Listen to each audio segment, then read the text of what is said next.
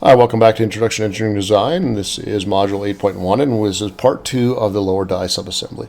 Now, you'll notice that I still have a minus symbol in front of my two die springs, and the reason for that is because I haven't locked their rotation adequately here. And there's not much I can do. You'll see that I went coincident and concentric, and I said lock rotation, but I can't really lock the rotation about the axis because I didn't choose a shaft.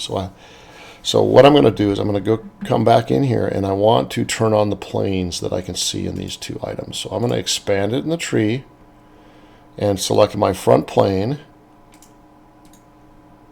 so that I can show it. And I've done this before, that's why it's already selected. So the front plane, click on it, select my eyeglass for show, and now you'll see that it's got the little yellow tab in front of it. Now I can come up and go View, Planes. So I've turned two planes on in my springs. I've also turned the plane on in my lower die subassembly, or my lower die plate. So I've got the top plane turned on there. Now what I'm going to do is associate these springs to stop the rotation, because you'll see that if I grab this, I can rotate it around. That's why it's underdefined. So let's go ahead and grab that front plane in spring 2 and the top plane in my lower die subassembly and make them parallel. That will stop that rotation. Similarly, grab the front plane in die number 1 and the top plane of the bottom die plate and make them parallel. That will stop that rotation. Now you'll see that that portion became fully defined. All right, excellent. Now let's go ahead and drop in our spacer number 2. Sorry, I grabbed the wrong tab and brought it in. So spacer number 2, it is item 11, part number 211, so lower die spacer.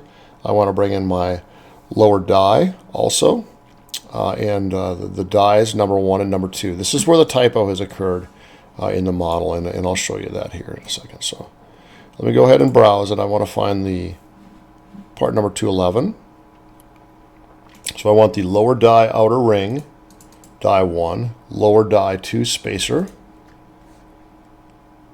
and 206, that's where the typo is. Lower die number 2 outer ring. So I'm going to drop all of those in here. So there is my lower die 2, my lower die 1. You'll notice they look different, and my die spacer. Don't care about the orientation again. I'm going to go ahead and turn off my planes, the view of my planes, and also the view of my temporary axis, because I don't need those right now. So first let's go ahead and drop this number 2 spacer around the bolt, and I'm going to mate that with a concentric mate. So I select the inside face of the spacer. The outside face of the bolt, there's no real orientation, so I don't care. Lock my rotation, accept it.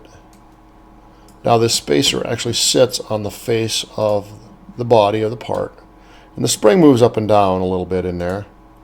When we actually look at the button maker, you'll see that if you go over and take a look at that. Next up, you're going to have this die with a notch cut out in it, which happens to be the lower die 2, and I don't want that face. But what I want is I want this inside bottom face right there. And I want that to be concentric. Actually, I want, let me do this backwards here.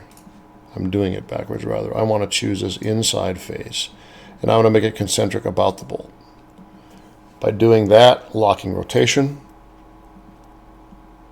now I'm set up to position this bottom face so that it is coincident with the top of the spring, and accept that.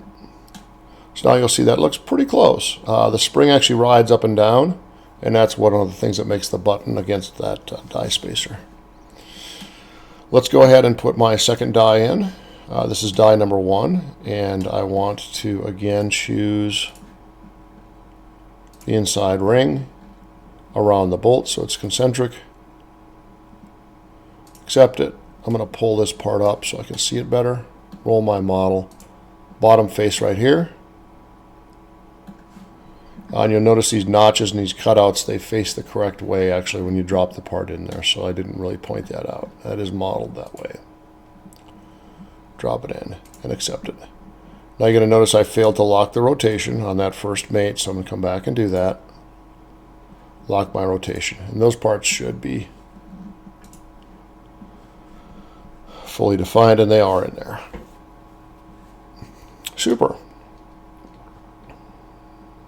There's what my model looks like. So now what I've got left to do is I've got to drop in part number item 9 and item 7, which are the lower die 1 center and lower die 2 centers. So let's go ahead and get those put in. So I'm looking for lower die 1 center. There it is. And lower die 2 center. Again, just going to drop these things in.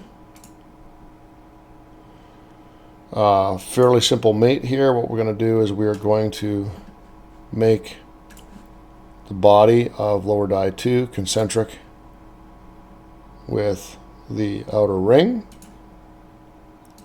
Except that I'm going to pull it back up, and now what we're going to do, this bolt in the bottom bolts directly into this face. So what we're going to do is we're going to make the bottom of this flush the bottom of our module. You notice again I forgot to lock my rotation. So emphasis item for myself. Repeat the same thing over here.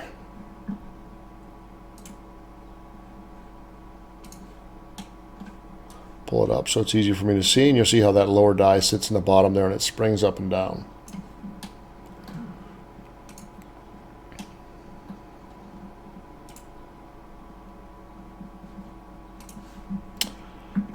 And there you have it. Lock that rotation again.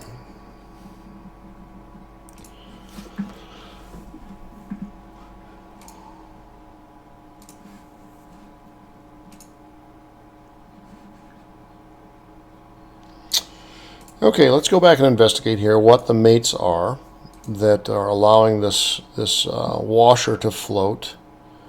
And let's go in and check these mates out.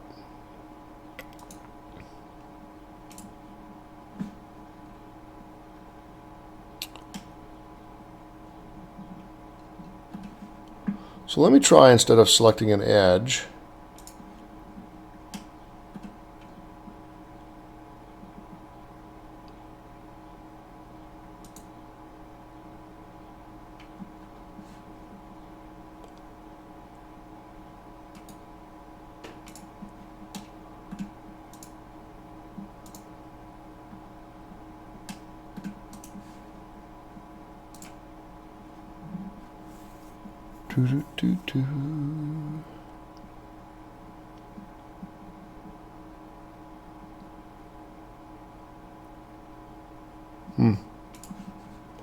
All right, it actually looks fully defined, and it is.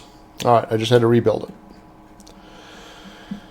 Okay, so there I've got my subassembly B, and complete, done, 2 videos, 2 parts, and moving on to subassembly C next. Thanks for watching.